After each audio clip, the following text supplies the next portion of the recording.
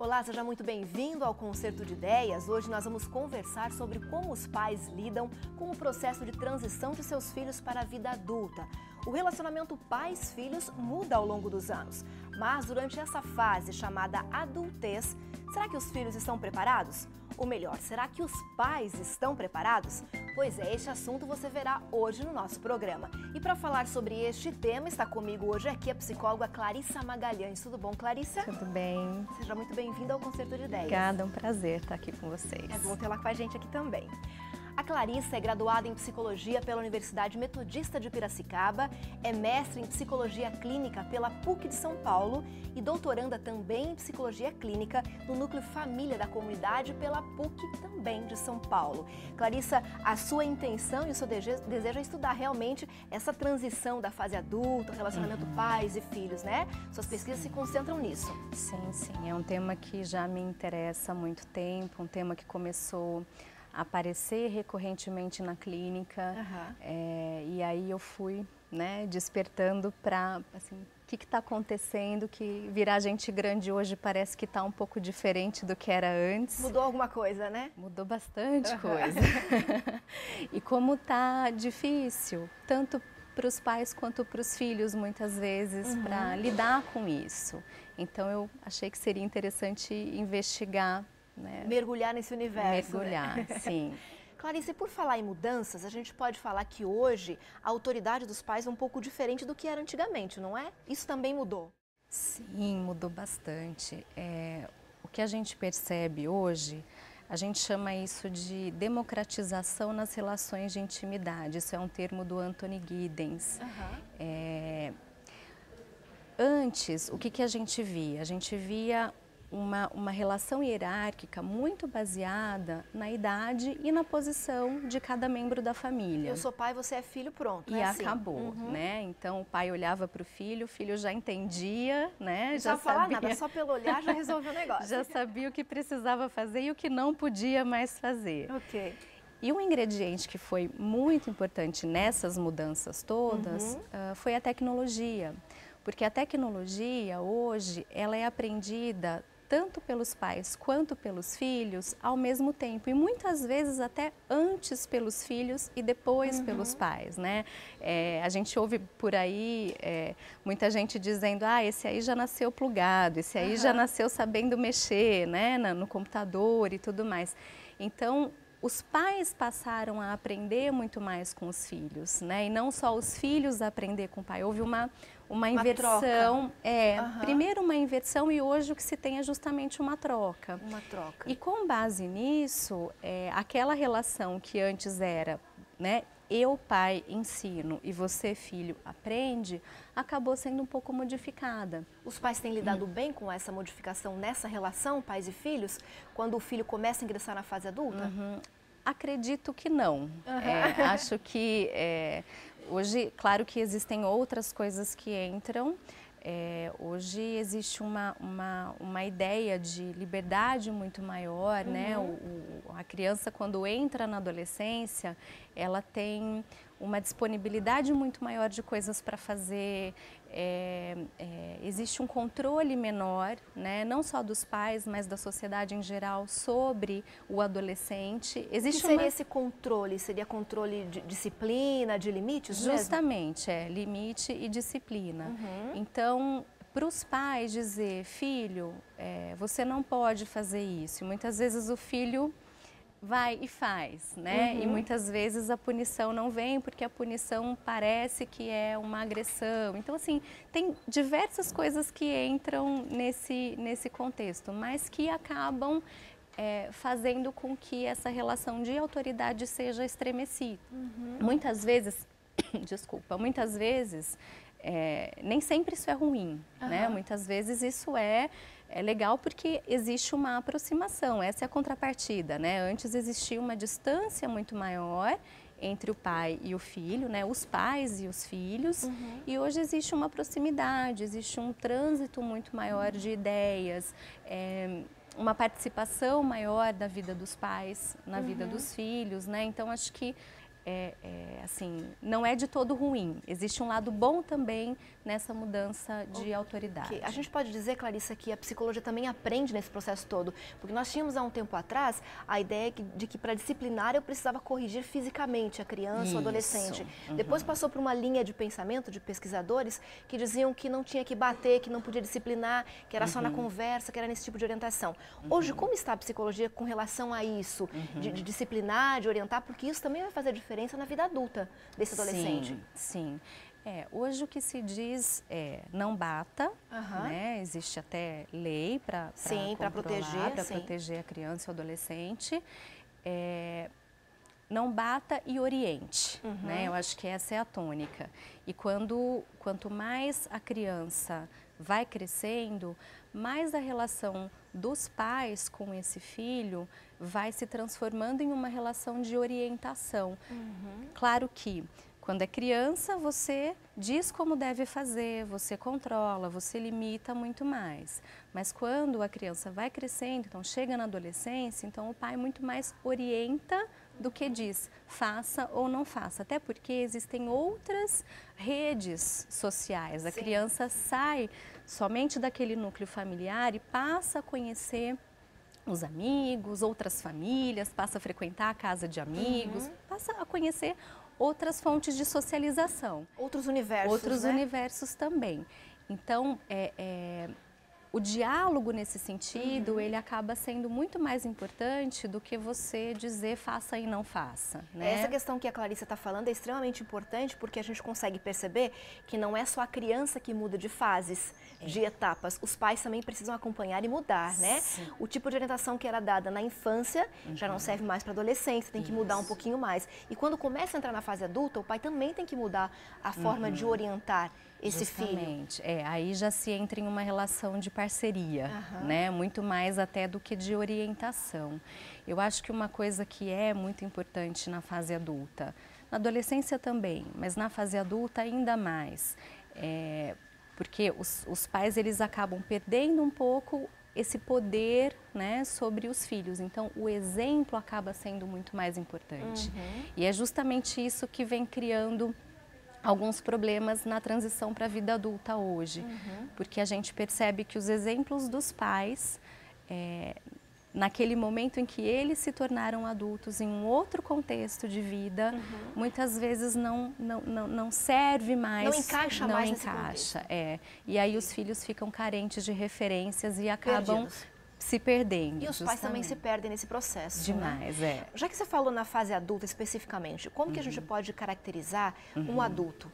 É só o jovem passou para a maioridade a partir dos 18 anos, ele é adulto? É isso que caracteriza a vida adulta ou existem outras características? A gente precisa olhar de dois pontos de vista. Um ponto de vista é o institucional. Nós precisamos de instituições, né? E da mesma forma que você tem o Estatuto do Idoso e o da criança e do adolescente, e que eles são definidos por idades, a cartilha de políticas públicas de juventude que existe no Brasil, ela também delimita uma idade, né? Então seria a partir dos 18 anos mesmo. Mas mesmo no Brasil, mesmo as políticas públicas no Brasil, elas já vêm lidando com isso de uma forma diferente. Então, eles mesclam ideias, eles mesclam conceitos. Quando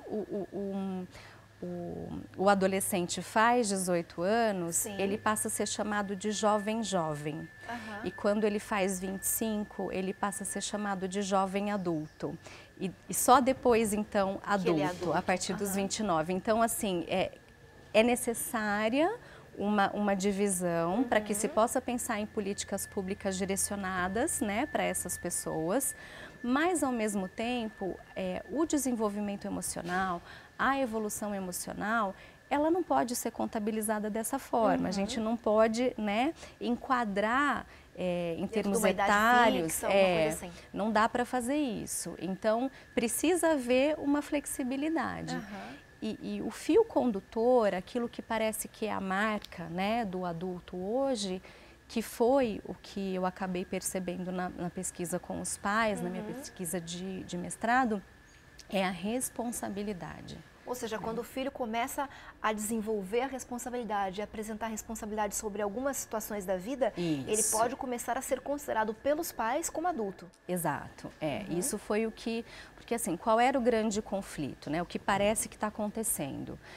Aquelas referências de transição para a vida adulta que existiam antes, que eram o casamento, a independência financeira, a parentalidade, né, o momento em que se tinha filhos, e a saída da casa dos pais.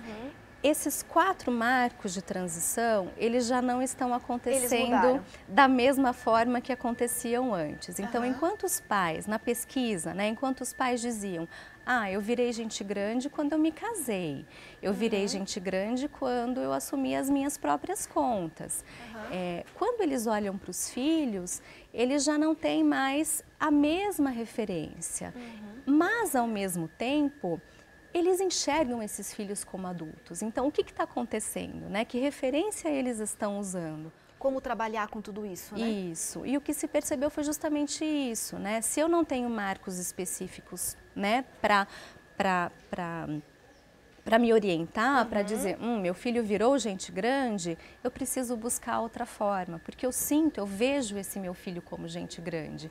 Então veio a responsabilidade, independente de onde ela é aplicada, né? Mesmo não havendo uma independência financeira total, mesmo não havendo o casamento ou a parentalidade, mas esse filho já é adulto. E por quê? Porque ele é responsável. Em algumas questões. Em algumas questões. E como que fica, Clarissa, a questão da influência dos pais? Justamente para essa criança, esse jovem, esse quase adulto, começar a assumir essas responsabilidades. Qual é o papel dessa influência? A gente fala que o processo de transição para a vida adulta, ele é um processo mútuo, não é o filho que vai e cresce, né? Os pais precisam permitir que esse filho cresça, né? E isso tem muito a ver com questões internas, né, do próprio pai, da própria mãe. Muitas vezes eles têm medo que esses filhos cresçam e saiam de casa, né? Então, assim, precisa haver um incentivo, precisa haver um deixar partir. Deixar partir não apenas no sentido físico, né, mas no sentido emocional. A gente chama isso de maturidade da interdependência, porque não é só o filho que depende do pai, né? O pai também depende desse amor do filho, muitas vezes da presença do filho. Então, esse deixar partir é muito importante também. A Clarissa falou aqui pra gente deixar crescer, deixar partir. Isso é muito complicado para alguns pais, né? Para algumas mães em especial, né? Que de repente a vida delas está centrada na vida dos filhos. Né? Então isso fica um pouco complicado, essa relação fica um pouco tumultuada. Sim, na pesquisa, o que eu percebi foi que muito mais as mães tinham dificuldade de ver os filhos como adultos. De permitir que eles saíssem, que eles crescessem. Do que os próprios pais, né? As mães, como elas têm, elas ainda representam o afeto, né? Então, a relação de afeto, de cuidado, né? Muito mais do que os pais. Isso falando em geração anterior, né? Eu estou falando de mães e pais que hoje têm 60 anos, um pouco mais. Então, hoje, aqueles jovens e aqueles adultos que hoje estão tendo filhos, está completamente diferente, né? Mudou bastante. Tanto o pai quanto a mãe estão assumindo funções muito parecidas e muito de parceria mesmo na criação dos filhos e no afeto também. Mas antes, como a primeira pesquisa foi feita com os pais, eu percebi que muito mais as mães, elas tinham essa preocupação, né? E essa dificuldade. Então, a mãe tinha um filho que era independente financeiramente, que já tinha casado, que já tinha saído de casa, mas, mas ele é tão meninão, né? Então, assim, se o meu filho cresce, eu envelheci, né? Isso é difícil. Então, tem uma questão interna também muito importante. Ok. Clarissa, a gente vai fazer uma pausa rapidinho, a gente vai para o intervalo, a gente volta daqui a pouquinho, continua a nossa conversa com a Clarissa Magalhães, psicóloga, nos orientando aqui sobre o crescimento dos filhos, a entrada dos filhos na fase adulta, como lidar com isso na visão dos pais e também na visão dos filhos. Não sai daí que a gente já volta.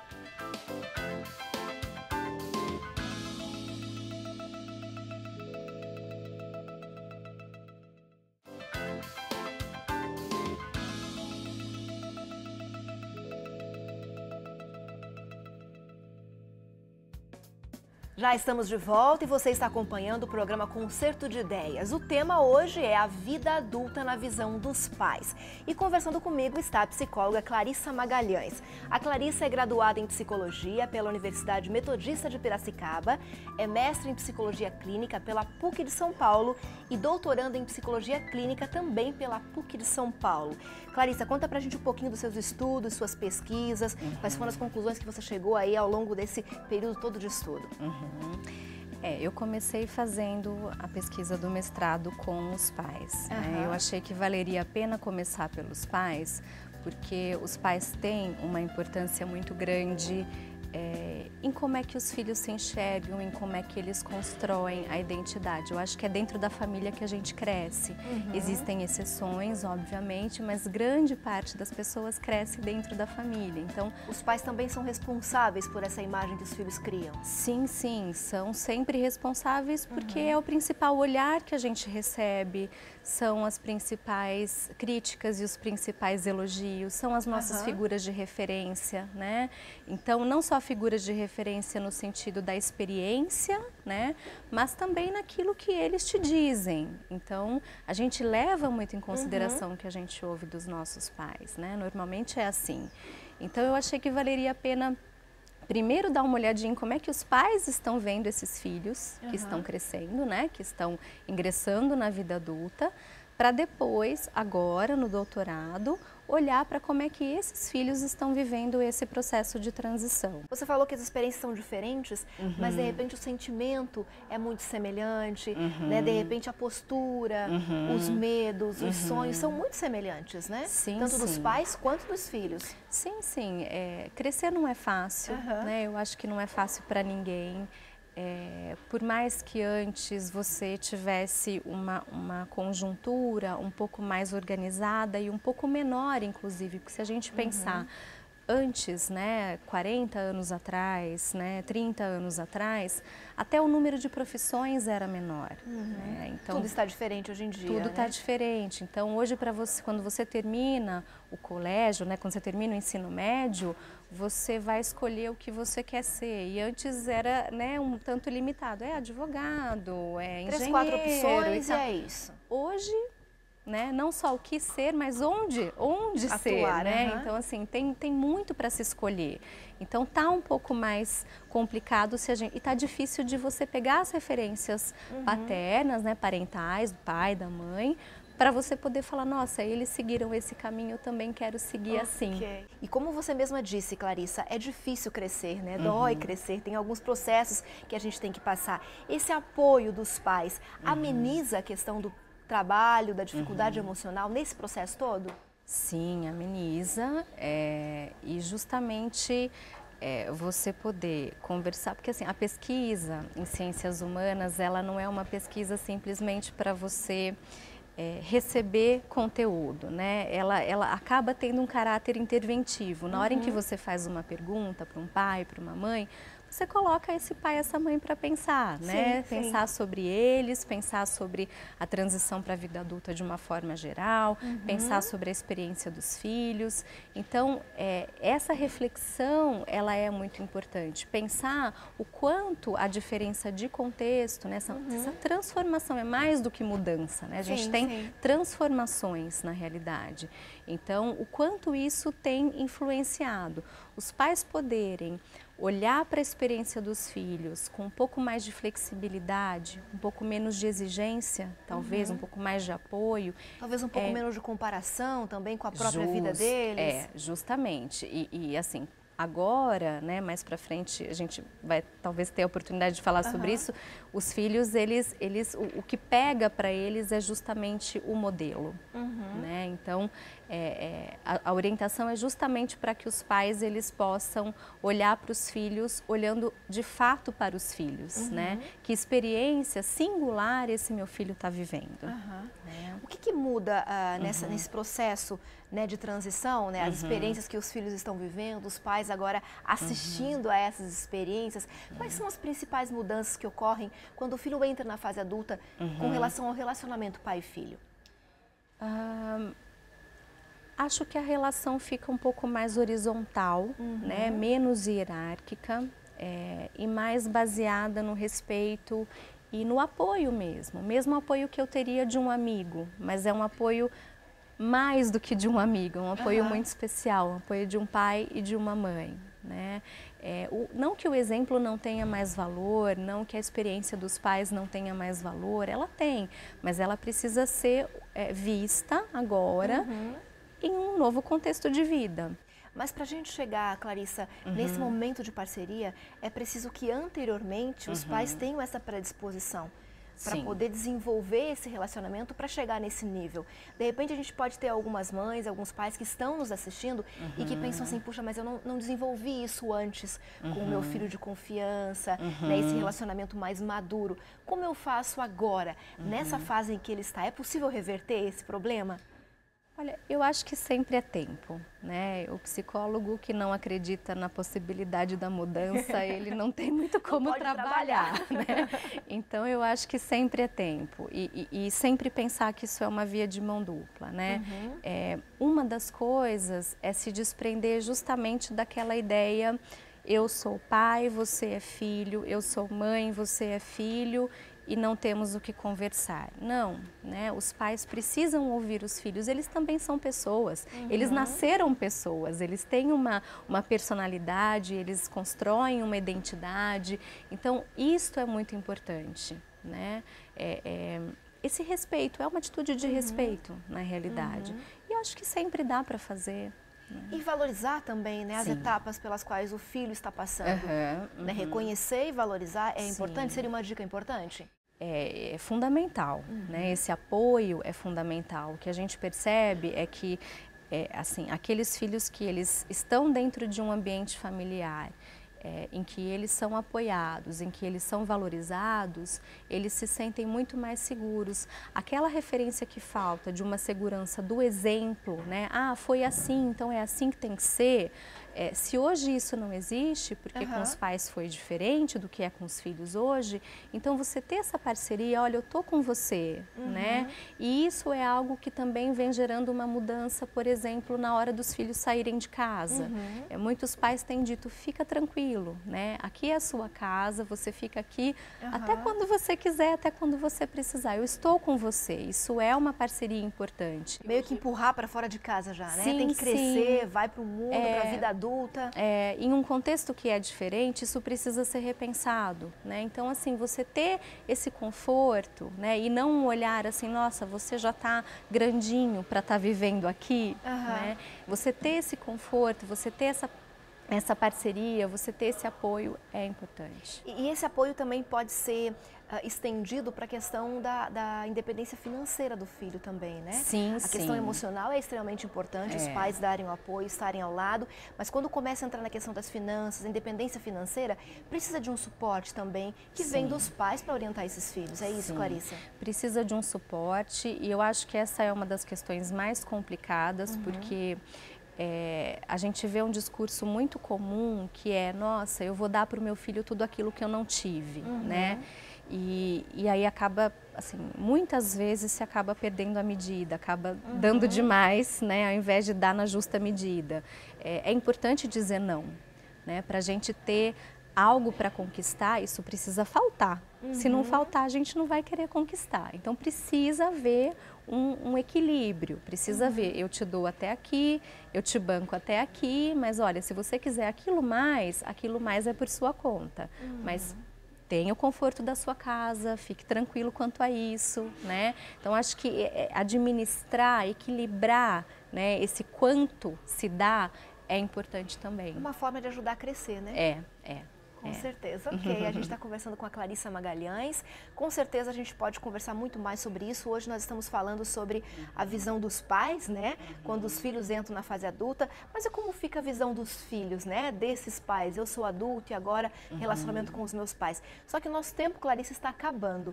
Você topa vir um outro dia para conversar com a gente aqui no Concerto de Ideias? Claro, claro, um prazer. Fica aí, então, o compromisso da Clarissa de estar conosco num próximo programa, na próxima semana, para a gente continuar conversando sobre esse tema. chama, né, adultez, né? O filho entra na fase adulta, como fica o relacionamento com os pais e a visão do próprio filho desses pais e dele mesmo, né? Como que ele entra no mercado de trabalho, como que ele se relaciona com as pessoas, como que ele mantém esse relacionamento com o pai, com a mãe, como é que funciona esse processo todo, né? Sim. Clarissa, por hora, muito obrigada por ter estado conosco. Eu que agradeço. E lembrando a você que tem nos acompanhado de fazer contato com a gente através das redes sociais. Os nossos endereços aparecem aí no seu vídeo. Faça contato conosco, não perca a conexão, porque a sua opinião é sempre muito importante para a gente aqui no Concerto de Ideias. Nós vamos ficando por aqui hoje, voltamos na próxima semana e, é claro, eu te espero aqui. Um abraço carinhoso, então até lá!